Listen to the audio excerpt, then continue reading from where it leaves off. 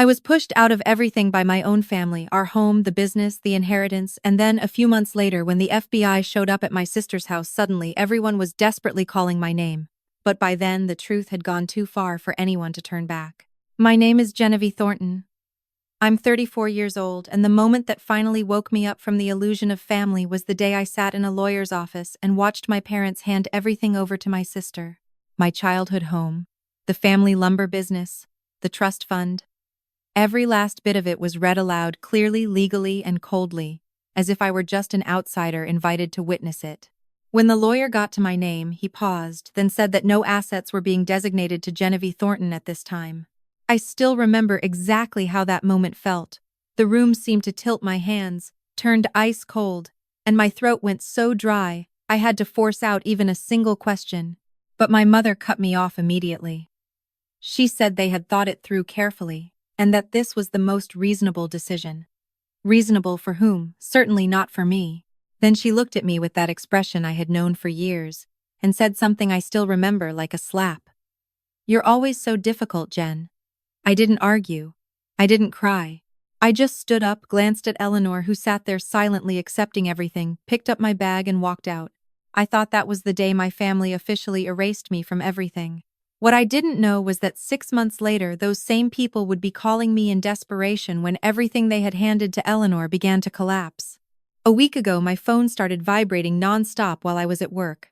When I finally picked it up, the screen showed 47 missed calls. 10 from my mother, 5 from my father, and the rest from Eleanor. My heart dropped. My family never called that many times unless something was seriously wrong. My mother's last text made my blood run cold. "Jen, call me back now. Emergency." I stepped into an empty conference room and called her. She answered immediately, sobbing so hard she could barely speak. She kept repeating that the FBI was at Eleanor's house, that they had a search warrant, and that they were taking computers, records, filing cabinets, everything.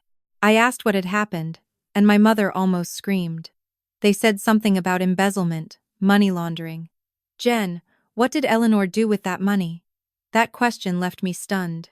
I had never received a single dollar from my grandmother's inheritance. I had never touched it, and I had no idea what Eleanor had done with the share that should have been split between us. But from the panic in my mother's voice, I understood one thing immediately: this had gone far beyond a simple financial mistake. This was federal. This was the FBI. This was a search warrant. And in that moment, I realized the circle my family had spent years drawing to push me out was starting to tighten around them instead. I didn't feel triumphant. I didn't feel vindicated. I just saw one cold truth, sharp and undeniable: the person who had been given everything had used it in a way that no one could hide anymore. If I had to say where all of this really began, the answer would be long before there was a lawyer, an inheritance fund, or the FBI. It began in my childhood when I slowly realized that in that house, I was always the one outside the orbit.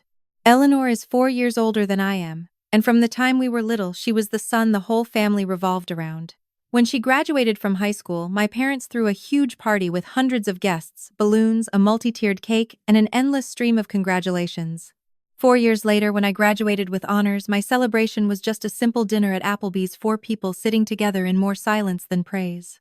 I remember that feeling clearly. I had not worked any less hard than anyone else, but I was never seen the same way. To my parents, Eleanor was always the special one, the one who stayed, the one they could proudly show off. Me. Even when I did well, I was only acknowledged just enough to get by. No one ever had to say outright that I mattered less. It was there in every small choice: who got more attention, who was helped first, whose name was always mentioned first in every family story. Some children grow up in love that is fair. I grew up in a quiet kind of comparison that lasted so long it sank into me like an unquestioned truth that no matter how hard I tried, I would always come in second in my own family. That difference became even clearer when Eleanor and I entered adulthood. When Eleanor decided to stay in our hometown and help my father with the family's small woodworking business, my parents bought her a brand new Honda and helped her rent a beautiful apartment downtown. They called it a reward for her sacrifice for choosing to stay for the family. But when I told them I had been accepted to Portland State to study accounting, my mother just sighed and said they couldn't help with tuition. I understood, or rather, I had no choice but to understand. I took out student loans, worked 2 jobs at once, and studied day and night just to stay afloat. I graduated with a 3.8 gigapascals, a degree, clear goals, and a future I had built for myself. But my parents did not come to my graduation. My mother called to explain that they couldn't leave the business for the whole weekend because Eleanor couldn't manage on her own. That same weekend, Eleanor posted photos of herself wine tasting. I still remember staring at that picture in my empty dorm room, still wearing my graduation dress, and realizing that we can't only applied when I was the one being left behind. After that, I moved to Portland, earned my CPA, started working at a mid-sized accounting firm, and paid off my debt $1 at a time. I built my own life from the ground up. But in my family, the story never changed. Eleanor stayed, so she had value. I left, so I was selfish. They never once asked how hard I had fought to stand on my own. In their eyes, my choice to build a life for myself was always treated like a betrayal. Even so, for years I still tried to stay connected to my family. I called home every Sunday, sent birthday cards, and tried to come back for holidays whenever I could still afford a plane ticket. I did not want to be the one who cut ties first. I kept hoping that if I stayed patient long enough, things would eventually get better. But almost every conversation followed the same script. My mother always asked about Eleanor before she asked about me. Eleanor's been so busy lately. She's working so hard at the company. Then, as if she suddenly remembered she had another daughter, she would casually add, "And how are you, Jen?" I would say I'm fine, and that would be the end of it.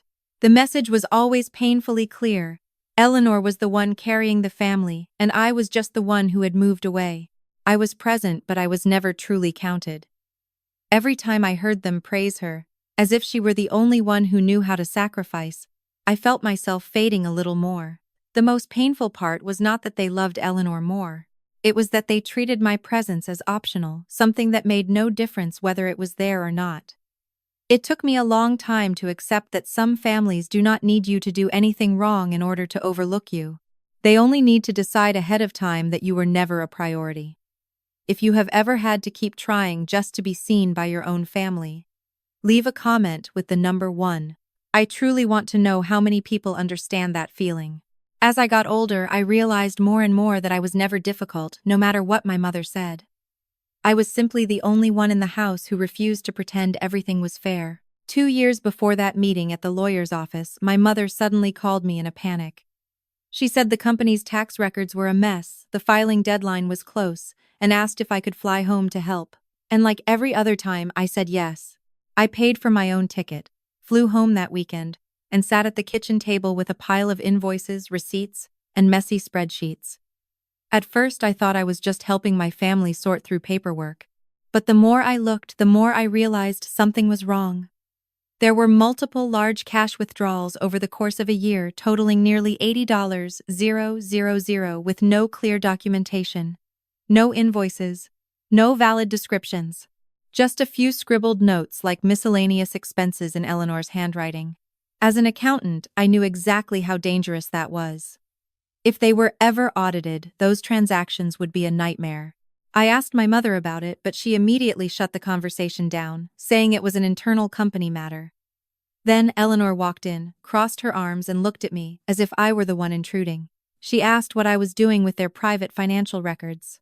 I explained as calmly as I could that I was only trying to protect them, that if the IRS ever audited them, they would need clear documentation.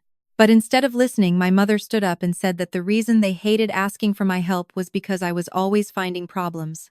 Eleanor added that the family had been running the business for 20 years and did not need me teaching them how to do it. So I closed the laptop.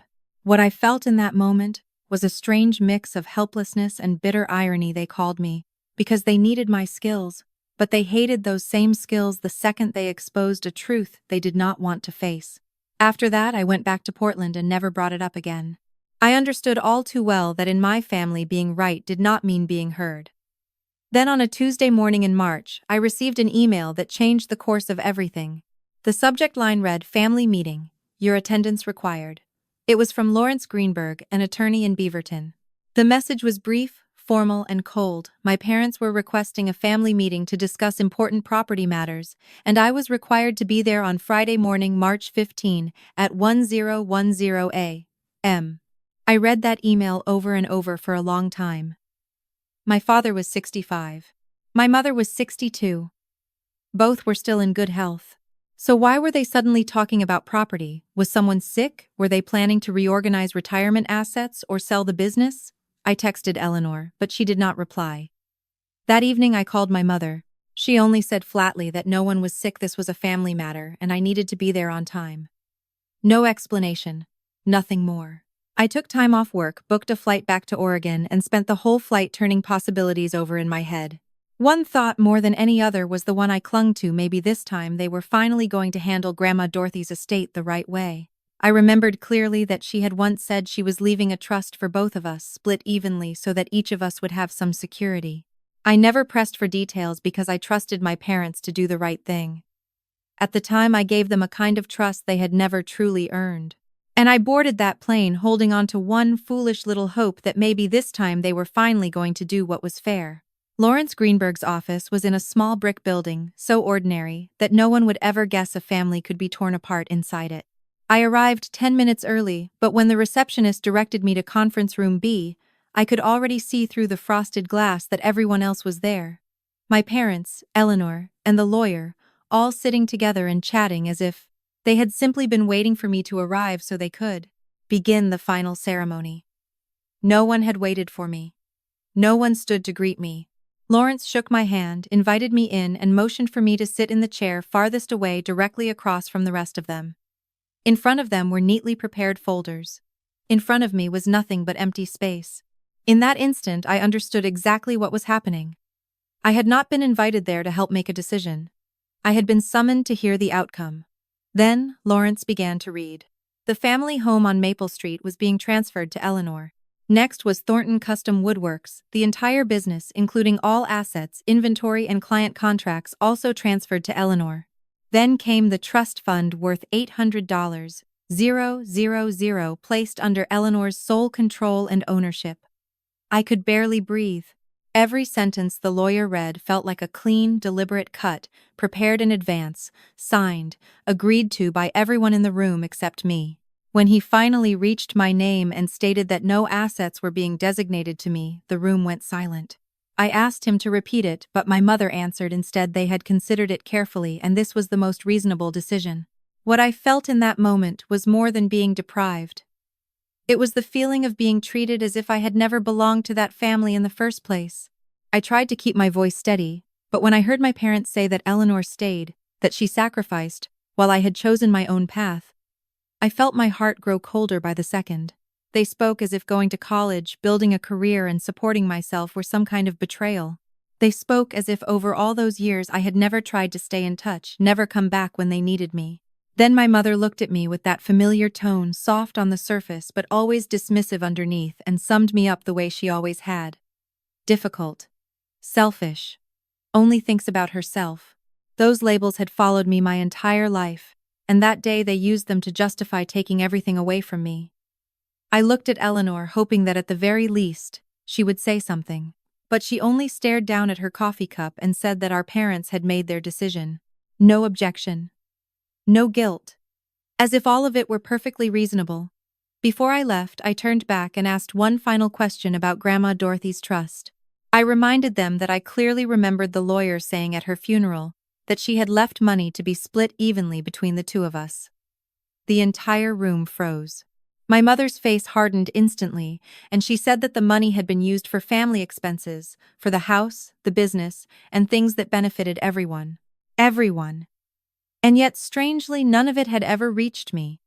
In that exact moment, a piece of the puzzle I had ignored for years suddenly came into focus. It was not just that they favored Eleanor. They may also have taken something that was rightfully mine and then called it family responsibility. I left that office without crying, but inside me, something had broken completely. That night back in Portland, I could not sleep. My mother's words, that money was used for the family, kept circling in my head. I remembered very clearly that on her last birthday, Grandma Dorothy had taken my hand and told me she had set up a trust for me, and Eleanor split evenly, $250, 000 each. Not for the family, not for whoever decided how to use it, for the two of us. So I opened my laptop and dug through more than 10 years of old emails, searching under Grandma's maiden name, Whitfield. Buried among dozens of messages, I found one sent 2 weeks after her funeral from Patricia Myers, the attorney handling Dorothy's estate. I opened the attachment, scrolled to the section outlining the trust distribution, and there it was. In clear legal language impossible to misread, $500, 000, was to be divided equally between Genevieve Marie Thornton and Eleanor Catherine Thornton, $250, 000, each within 90 days of Dorothy's death. I read it 3 times. Then I printed the entire document, placed it in a folder, and sat there in the dark. I had never received a check. I had never signed anything waiving my rights. I had never been told anything, except that my parents had taken care of it. For 5 years, I believed them.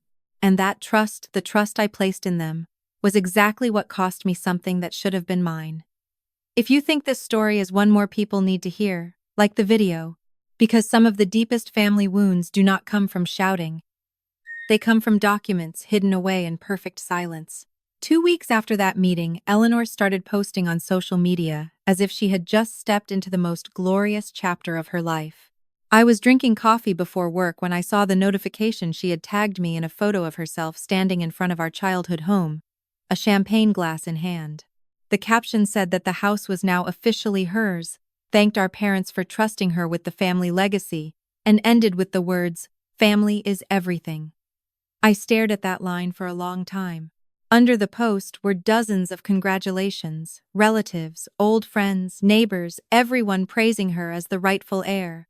One person even wrote that Grandma Dorothy must be so proud. That comment made my throat tighten. Proud of what? Of seeing her will twisted in a way that erased one of her granddaughters. Over the next week, Eleanor posted more photos.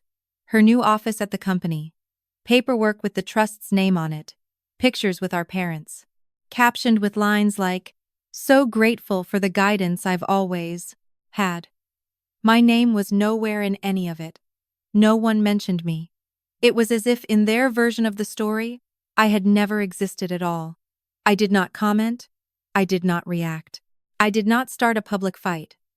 But I took screenshots of everything, not because I wanted revenge, but because sometimes when people erase you from a shared history, you need proof to remind yourself that you did not imagine the cruelty. The most painful part was not being cut out of the assets. It was being erased from my own family's collective memory, while they smiled and called it love. A month later, I discovered again through Instagram that my family had thrown a celebration party for Eleanor. String lights hung across the backyard. A long dinner table was set. There was even a banner congratulating the new CEO. Old family friends were there, along with relatives and even the lawyer who had sat in that conference room. I was not invited, of course. But in the comments, when someone asked whether I was coming, Eleanor replied that I was busy with work in Portland and could not make it. A short, polite lie, just enough to hide the fact that they had never intended for me to know at all. I sat on my couch hundreds of miles away, watching my family raise their glasses to celebrate the fact that they had just legalized my exclusion. Then, 3 months after that meeting, Eleanor called me directly. She started awkwardly, but quickly got to the point. The roof needed urgent repairs, and she needed to borrow $15,000 from me. I honestly thought I had misheard her.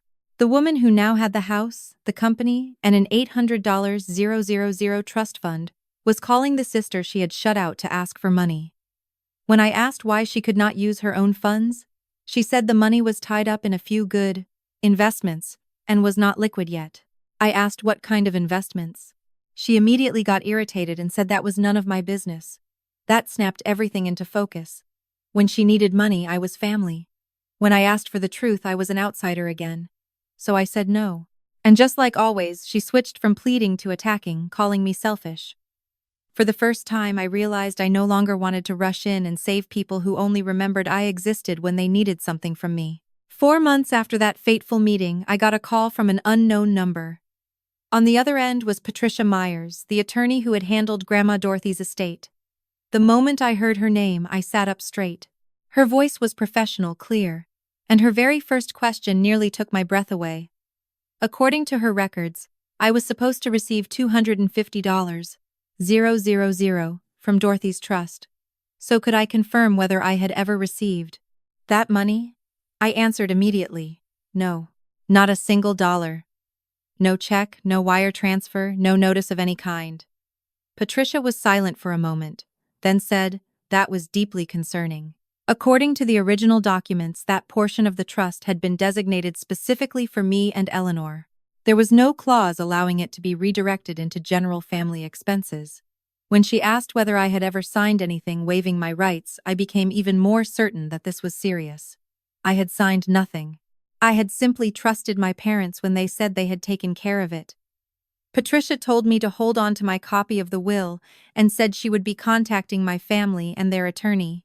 For the first time in years, someone with real authority said something to me in the simplest possible terms. I was not mistaken, and I was not crazy. That money had been mine. Hearing that did not bring me immediate relief. What I felt instead was a slow, steady anger beginning to take shape. Not because of the money alone, but because for 5 years they had left me to struggle and second-guess myself while something that could have changed my life had been kept from me behind my back. 3 days later, Patricia called again. This time her voice was firmer, and I could hear the rapid tapping of a keyboard in the background as if an entire case file were being opened layer by layer.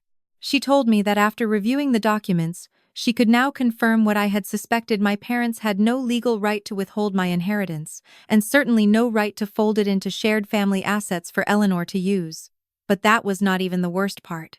While tracing the movement of funds from the trust, she had found multiple irregular transactions connected to the portion Eleanor had been managing: large withdrawals, transfers into unfamiliar accounts, and money movements with no clear, paper trail. Patricia did not share many specifics at that point, but she made one thing very clear: there could be tax consequences, and possibly legal ones as well. As I listened, my stomach tightened. Suddenly, Eleanor's words from the day she asked me for money, "The funds are tied up in investments," came back to me like a disguised confession. Patricia also made a point of telling me that I had done nothing wrong. I was the one whose assets had been misappropriated, and her job now was to protect my legal rights. She asked for my permission to act on my behalf, and told me not to discuss any of this with my family yet to avoid giving them a chance to destroy evidence or move assets around any further. After I hung up, I sat there for a long time without moving. I had never wanted a fight. I had not called a lawyer first. I had not publicly accused anyone. I had not tried to get revenge. I only wanted the truth. But once the truth had been dug up, it stopped being about family feelings. It became a matter of records, evidence, signatures, and consequences. 6 months after the day I walked out of that lawyer's office, everything exploded. I was in a client meeting when my phone started vibrating nonstop on the table. As soon as the meeting ended, I looked at the screen and saw 47 missed calls and a flood of messages. The last text from Eleanor was only 4 words: "The FBI is here." I stepped into an empty room and called my mother back. Her voice was breaking apart between sobs. She said federal agents had arrived at Eleanor's house with a search warrant and were taking computers, records, even company documents. They were talking about embezzlement, money laundering, international wire transfers, and investment fraud. Then my mother asked the question she probably never imagined. She would have to ask Jen. What did Eleanor do with that money? I answered slowly and clearly. I had never received my share. I had never touched that trust, and I did not know what Eleanor had done with it. But from the way my mother spoke, I understood immediately that the family had already started thinking of me as either a way out or someone to blame. She said Eleanor claimed I had reported her. That was not true. I had not reported anyone. I had only provided truthful information when the estate attorney contacted me. Everything else was the result of transactions I had never been involved in. After I hung up, I quickly searched local news and found the first article that had just gone live. A business owner in Beaverton was being searched as part of a financial fraud and money laundering investigation tied to an international Beaverton investment scheme. The amount allegedly transferred more than $600,000. I looked at that number and did not need anyone to explain the rest. Most of the trust fund had vanished into a scheme that, whether Eleanor had been reckless or deliberate, she had become far too deeply involved in. That night, Eleanor called me. Her voice was raw, part plea for help, part desperate attempt to justify herself. She said she had not known it was a scam, that a man named Marcus Sheffield had approached her, looking completely legitimate professional website office investment documents.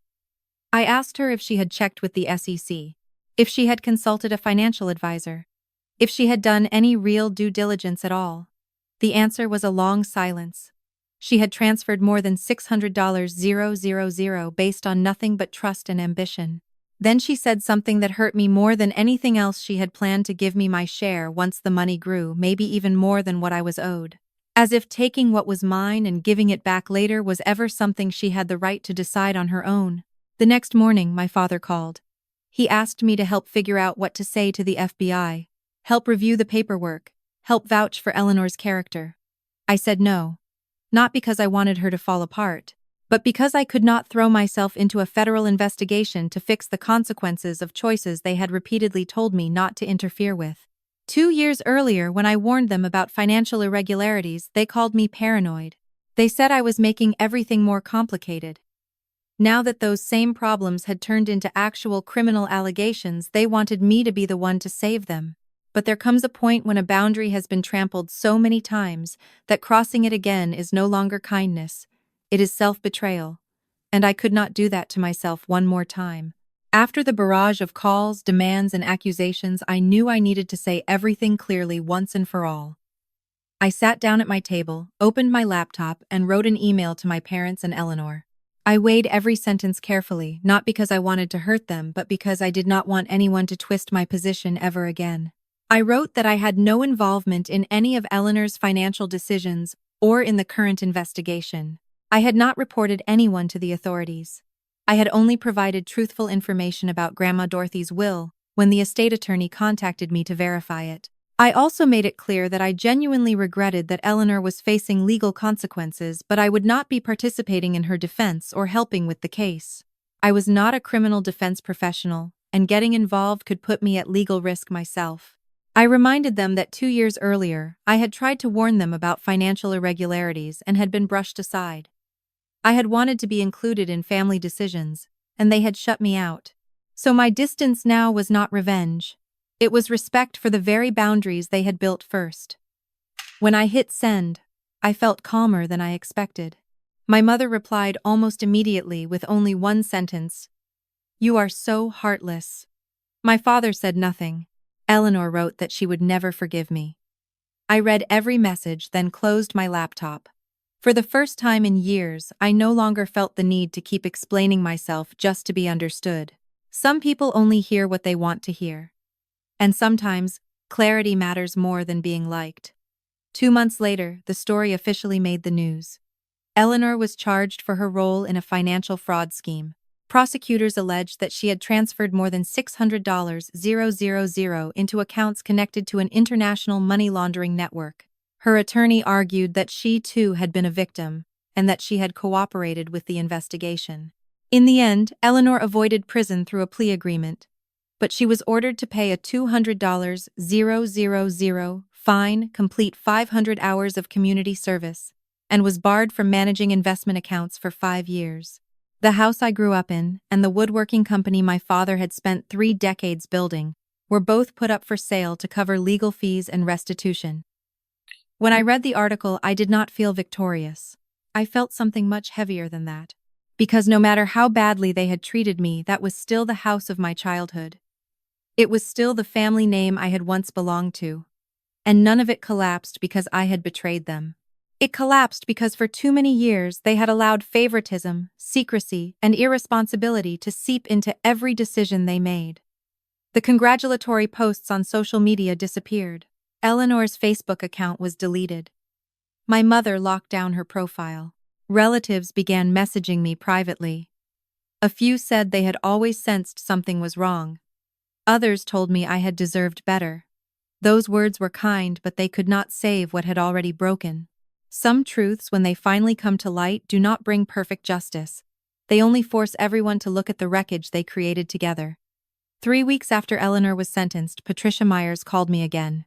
This time her voice carried one of the few pieces of good news I had heard in all those chaotic months. The court had approved the redistribution of Grandma Dorothy's estate according to the original will, and I would receive the full $250,000 that had always been meant for me. I asked her to repeat it more than once just to make sure I had not misheard. She explained that because Eleanor had already drained most of the trust before the account was frozen, only my share had been preserved, but that portion was still intact. Then she added that I had every legal right to sue my parents and Eleanor for interest damages and other compensation, and that I would most likely win. I sat there, staring out the window of my small rented apartment, thinking about my student loans, the years I had struggled, and what it had felt like to be shut out of my own family, as if I had never mattered. I knew that legally I had every right to keep going. But I also knew the cost of a lawsuit that could drag on for 2 or 3 years would not just be financial. It would cost time, energy, and peace of mind. It would wear me down in ways money could never repay. So I answered. After only a few seconds, I did not want to sue. I just wanted what Grandma Dorothy had left for me. $250,000 was enough. To some people, that decision might seem too lenient. But to me, it was the first time I had chosen peace, instead of continuing to live inside a war my family had created. Justice is not always about fighting to the bitter end. Sometimes justice is simply taking back what is yours and walking away. The money hit my account on a Thursday morning in October. I sat at my kitchen table staring at the number on the screen, waiting for some overwhelming emotion to come: joy, triumph, vindication. But what I felt most clearly was a mix of exhaustion and relief. I used that money slowly, carefully, like I was repairing a life that had been delayed for 5 years. The very first thing I did was pay off my $47 0 inches student debt. When I clicked the final payment button and watched the balance drop to zero, I almost cried. After that, I put a down payment on a small condo in Southeast Portland. It was not luxurious. It was not flashy. It was simply a place that was entirely mine, something no one could take away from me or use as a tool to control me. Then I did the thing that felt most right. I created a scholarship fund in Grandma Dorothy's name at Portland State for first-generation college students, people who had to fight their way through the way I once did. I set aside $50,000 for that. I saved the rest, not to show off, but to finally know what security felt like. I did not buy a new car. I did not take extravagant trips. I did not post anything on social media. I just sat in my new kitchen, drank my tea, and for the first time in a very long while, I felt free. I understand now that boundaries are not cruelty. They are the way I stopped handing over the keys to my life to people who had never truly valued me. I did not get back the kind of family I should have had, but I got myself back. And to me, that was worth more than anything. If you have ever been treated unfairly by your own family, remember, this setting boundaries does not make you selfish, it makes you strong. If this story resonated with you, subscribe to the channel for more stories like this and join me for the videos to come.